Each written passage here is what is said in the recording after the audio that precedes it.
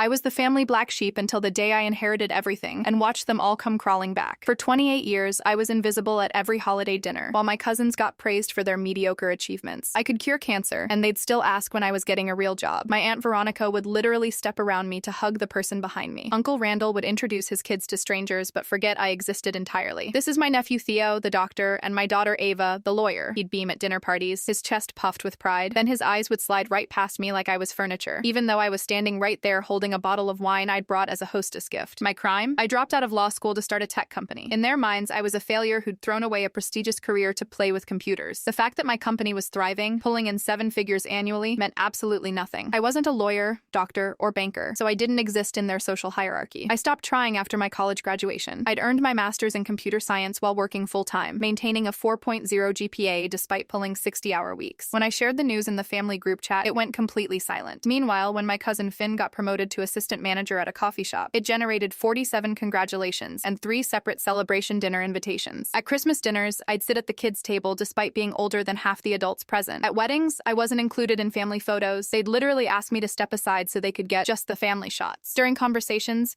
they'd talk around me like I was a ghost, discussing my life in the third person while I stood right there. "Whatever happened to Quinn?" Aunt Veronica would ask my mother, as if I wasn't sitting 3 feet away. "Oh, he's still doing that computer thing," Mom would reply dismissively. The worst part? I kept showing up anyway, hoping something would change. Then, Grandmother Iris died. I was the only one who visited her weekly at Sunset Manor, the only one who remembered her birthday with more than a Facebook post, the only one who listened to her stories about growing up during the Depression, about losing her first husband in Korea, about building the family business from nothing. She'd squeeze my hand with surprising strength and whisper, "You're different from the rest, Quinn. That's not a bad thing." Her eyes would sparkle when she said it, like she was sharing a secret. While my family posted Instagram stories from expensive restaurants and luxury vacations, I spent every Tuesday evening playing chess with her and bringing homemade chocolate chip cookies, her favorite recipe that she taught me when I was 12. She was sharp as a tack until the very end, remembering intricate details about my business strategies that my own parents had never bothered to learn. When the lawyer called for the will reading, I almost didn't go. Another family event where I'd be treated like hired help. But something urgent in his voice made me change my mind. The entire family packed into Morrison and Associates like vultures circling fresh roadkill. Aunt Veronica had even brought a leather portfolio to organize her inheritance documents. Uncle Randall was already discussing property tax implications with his wife in hushed tones. They'd all assumed Grandmother Iris would divide everything equally. The estate was worth nearly $20 million. The mansion,